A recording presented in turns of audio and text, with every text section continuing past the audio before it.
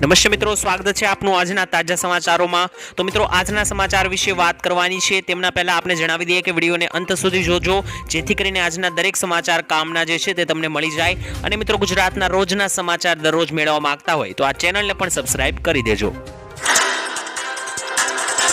તો મિત્રો, આજના પ્રથમ સમાચાર વિશે વાત કરીએ તો ખેડૂતો માટે મોટા સમાચાર આવ્યા છે। ટ્રક ચાલકોની હડતાલ ખુલતા જ ડુંગળીના ભાવ ઉચકાયા છે। મિત્રો, રાજકોટ માર્કેટિંગ યાર્ડમાં ડુંગળીના ભાવ 200 રૂપિયા હતા। આ ભાવ વધીને 400 રૂપિયાથી લઈને 500 રૂપિયા સુધી બોલાયા હતા। ડુંગળીના ભાવ વધતા ખેડૂતોમાં આશાનું કિરણ હવે જાગ્યું છે અને રાજકોટ માર્કેટ યાર્ડમાં 2000 ક્વિન્ટલ ડુંગળીની આવક થઈ હતી, તેમજ અન્ય પાકની પણ સારી એવી આવક થઈ હતી અને ખેડૂતોને સારા ભાવ મળ્યા હતા। આ સિવાય રાજકોટ માર્કેટ યાર્ડમાં લસણના પણ સારા ભાવ બોલાઈ રહ્યા હતા અને લસણના ભાવ ખેડૂતોને એક મણના 4000 રૂપિયા સુધી પણ મળ્યા હતા। માર્કેટ યાર્ડમાં લસણની 525 ક્વિન્ટલ આવક પણ થઈ હતી। તો મિત્રો, આમ જોઈએ તો ટ્રક ડ્રાઈવરની હડતાળો ખુલતા જ ખેડૂતો માટે આ ખૂબ જ એક સારા સમાચાર ગણી શકાય કે દરેક પાકોના ભાવ વધ્યા છે, જેથી કરીને ખેડૂતોને એક સારો એવો ભાવ મળી રહે। તો મિત્રો, ત્યાર પછીના સમાચાર વિશે વાત કરીએ તો ખેડૂતોની લોન માફ થશે કે નહીં। મિત્રો, ગુજરાતના દરેક ખેડૂતો માટે પાક ધિરાણ લોનને લઈને આવ્યા મહત્વના સમાચાર। ખેડૂતોએ લીધેલી લોનની નવા જૂની કરવા ખેડૂતો પાસે કેશ પેમેન્ટ માંગવાની બદલે ડાયરેક્ટ બેંકમાંથી ઓટો રિન્યુ કરી આપવામાં આવે પૈસા, તેવું ખેડૂતો દ્વારા માંગ કરવામાં આવી છે।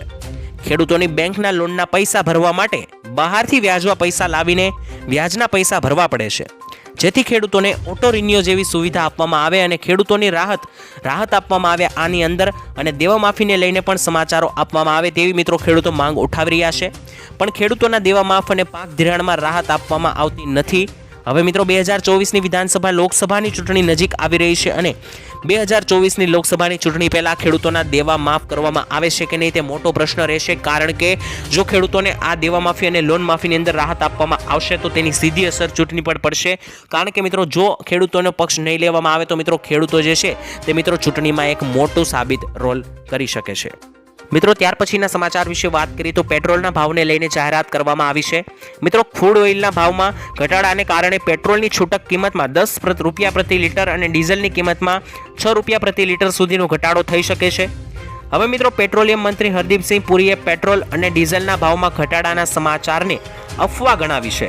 તેમણે કહ્યું કે સરકારે હજુ સુધી ઈંધણના ભાવમાં ઘટાડા અંગે કોઈ સરકારી ઓઇલ કંપનીઓ સાથે વાતચીત નથી કરી।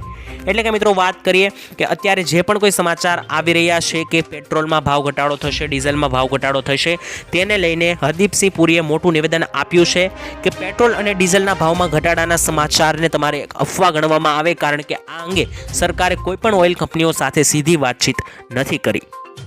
તો મિત્રો, ત્યાર પછીના સમાચાર વિશે વાત કરીએ તો રેશન કાર્ડ ધારકોને મોટી ભેટ આપવામાં આવશે। મિત્રો, રેશન કાર્ડ ધારકોને વર્ષ 2024 થી 2026 સુધીના નવા 75 લાખ મફત ગેસ કનેક્શન આપવાનો નિર્ણય કેન્દ્ર સરકાર દ્વારા લેવામાં આવ્યો છે, જેને કારણે સરકાર ઓઇલ કંપનીઓને 1650 કરોડની ગ્રાન્ટ ફાળવશે અને સરકારે છેલ્લે ગેસમાં 200 રૂપિયાનો ઘટાડો પણ કર્યો હતો, જે તમે જાણો છો, અને ઉજ્જવલા યોજનાના લાભાર્થીને વધુ 300 રૂપિયાની સબસિડી પણ આપવામાં આવે છે।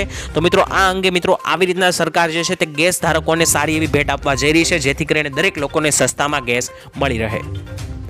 દેવા માફી અંગે મિત્રો ડિટેલમાં વાત કરીએ તો ભારત દેશમાં અન્ય રાજ્યોની સરખામણીમાં દેવાદાર ખેડૂતોમાં ગુજરાત 9મા ક્રમે છે। એક માહિતી મુજબ મિત્રો ગુજરાતમાં ટોટલ જોઈએ તો 37,28,640 ખેડૂતોએ કૃષિ લોન લીધેલી છે અને મિત્રો તેમાંથી 37.28 લાખ ખેડૂતોને માથે ટોટલ મિત્રો 98,285 કરોડ રૂપિયાનું દેવું છે। લોન મુજબ ગુજરાતના દરેક ખેડૂતોને માથે સરેરાશ 2,63,595 રૂપિયાનું દેવું છે, એટલે કે એક ખેડૂત દીઠ, એક વ્યક્તિ દીઠ 2 લાખથી લઈને 2.5 લાખની આસપાસ દેવું છે।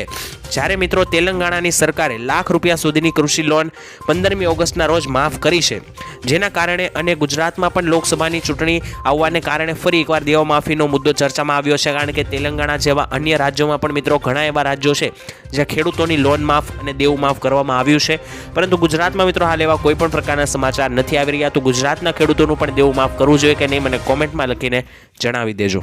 ત્યાર પછીના સમાચાર વિશે મિત્રો વાત કરીએ તો હડતાળનો અંત આવી ગયો છે। ભારતીય ન્યાયિક સંહિતા હેઠળ હિટ એન્ડ રન કેસમાં સજાને લઈને દેશભરમાં ટ્રક અને ઓઇલ ટેન્કરના ડ્રાઈવરો હડતાળ પર હતા। જોકે ગૃહ મંત્રાલય સાથેની બેઠક બાદ ટ્રાન્સપોર્ટ એસોસિએશનના પ્રમુખે હડતાળ સમાપ્ત કરવાની જાહેરાત કરી છે। હાલમાં આ કાયદાનો અમલ નહીં થાય તે અંગે સહમતિ પણ બની છે અને મિત્રો ટ્રક ડ્રાઈવરોની હડતાળ સમાપ્ત પણ થઈ ગઈ છે। તો મિત્રો ત્યાર પછીના સમાચાર વિશે વાત કરીએ તો ઉત્તરાયણ પહેલા જાહેરનામું જાહેર થયું છે. ગુજરાતના સુરત અને રાજકોટમાં પોલીસ કમિશનરે જાહેરનામું બહાર પાડ્યું છે. તે અનુસાર ચાઇનીઝ દોરી તુક્કલ વેચવા પર પ્રતિબંધ રાખવામાં આવ્યો છે અને ધાબા ઉપર લાઉડ સ્પીકર વગાડવા પર પણ પ્રતિબંધ મૂકવામાં આવ્યો છે. જાહેર રસ્તાઓ પર મિત્રો પતંગ ઉડાવી શકાશે નહીં અને ઓનલાઈન વેચાતા ચાઇનીઝ માંજા પ્લાસ્ટિકની દોરી પર પણ બેન મૂકવામાં આવ્યો છે. જેમાં મિત્રો ગ્લાસ, કોટેલ, નાયલોન થ્રેડ, ચાઇનીઝ કાયલેન્ડર વેચી શકાશે નહીં. એટલે કે મિત્રો જે પ્લાસ્ટિક અને જાનલેવા દોરીઓ છે તેના પણ પ્રતિબંધ મૂકવામાં આવ્યો છે અને આ જાહેરનામાનો જો કોઈ ભંગ કરશે તો ભંગ કરનાર સામે કાર્યવાહી પણ થઈ શકે છે. તો મિત્રો ત્યાર પછીના સમાચાર વિશે વાત કરીએ તો મહિલાઓને મળશે 37,000 રૂપિયાની સહાય. મિત્રો તમારા ઘરમાં અથવા તો કોઈ સગા સંબંધીના ઘરમાં જો કોઈ બાળકનો જન્મ થયો હોય અથવા તો થવાનો હોય તો તેમને મળશે ₹37,000ની સહાય.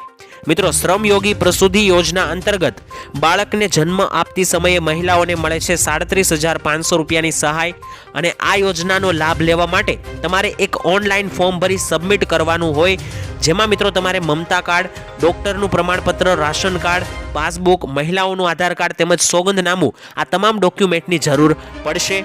અને મિત્રો જ્યારે તમે કરેલી અરજી એપ્રુવલ આવશે ત્યારે તમે આપેલા બેંક એકાઉન્ટ નંબર પર 37,500 રૂપિયા જમા કરી દેવામાં આવશે, જેમાં બાળકના જન્મ પહેલા 17,500 અને બાળકના જન્મ બાદ 20,000 રૂપિયા એમ 2 હપ્તા રૂપે જમા કરવામાં આવશે.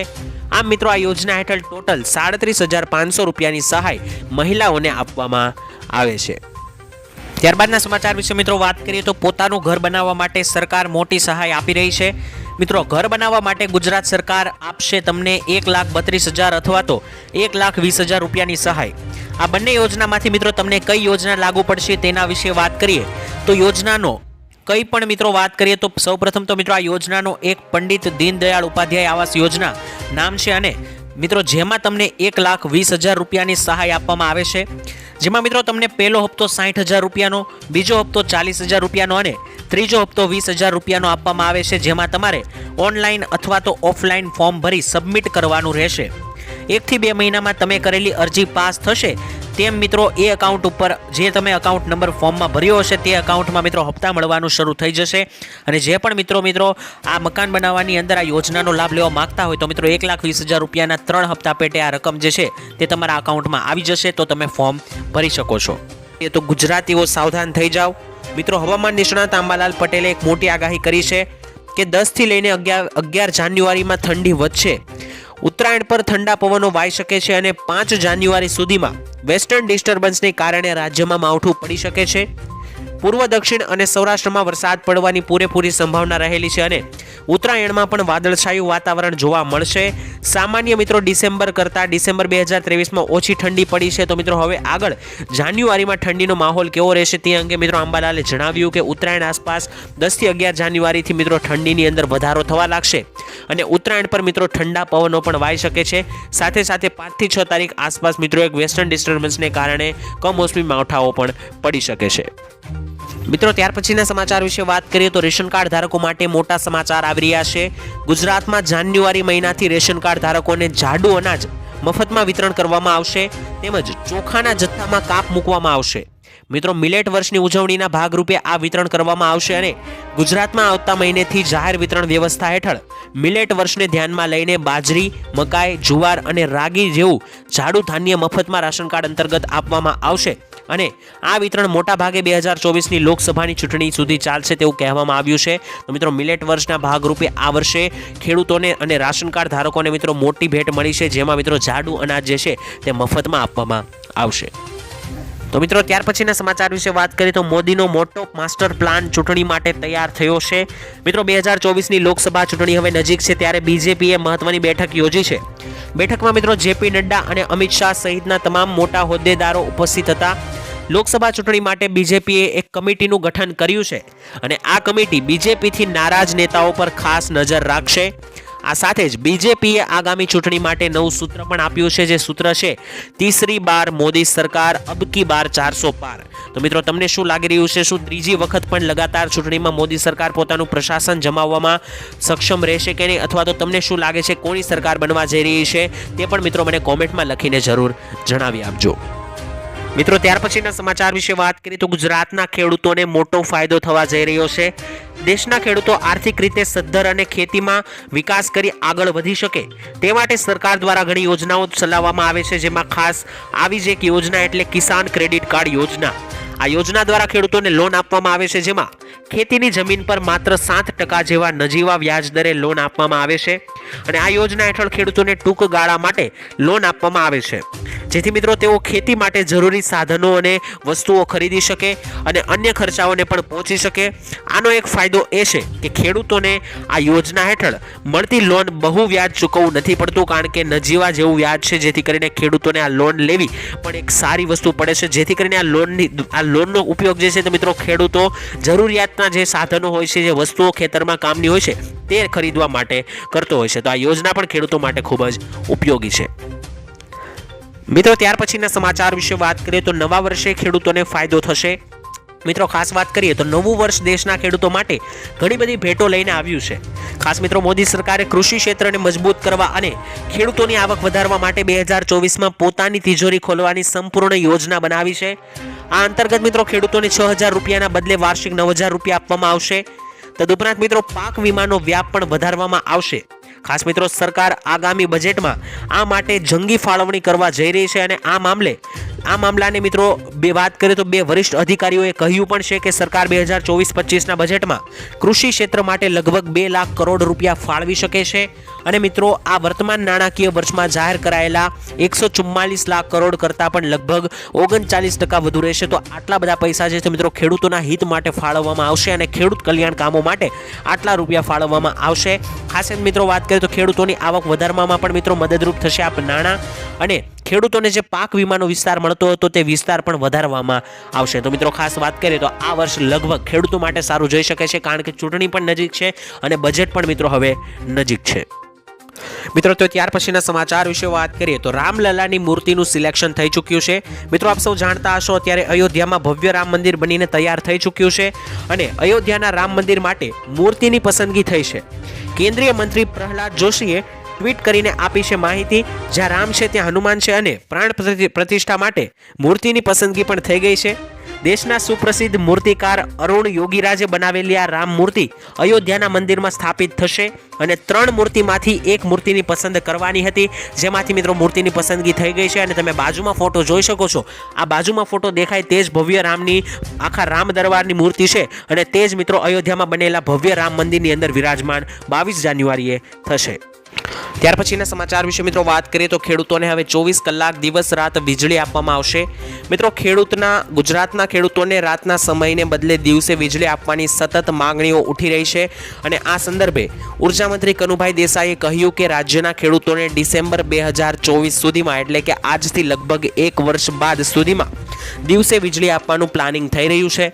જ્યારે મિત્રો અત્યારે સૌરાષ્ટ્રના 3 જિલ્લા અમરેલી, જુનાગઢ અને ગીર સોમનાથમાં વન્ય પશુઓના ભયને કારણે 24 કલાક વીજળી આપવા સંદર્ભે કામગીરી ચાલુ જ છે અને મિત્રો 2024નો ડિસેમ્બર મહિનો આવશે એટલે કે આવનારા વર્ષનું અંત આવશે, છેલ્લો મહિનો ડિસેમ્બર આવશે, ત્યાં સુધીમાં મિત્રો જે છે તે ગુજરાતના દરેક ખેડૂતોને દિવસે વીજળી મળી રહેશે તેવું મિત્રો સરકાર દાવો કરી રહી છે. પરંતુ આગળ મળે છે કે નહીં તે તો મિત્રો હવે આગળ આવતા વર્ષે જોવાનું રહ્યું. મિત્રો ત્યાર પછીના સમાચાર વિશે વાત કરીએ તો વિદ્યાર્થીઓને દર મહિને 3,000 રૂપિયાની સહાય મળશે. જો તમે પણ 12 પાસ છો તો તમને પણ સરકાર આપશે દર મહિને 3,000 રૂપિયા.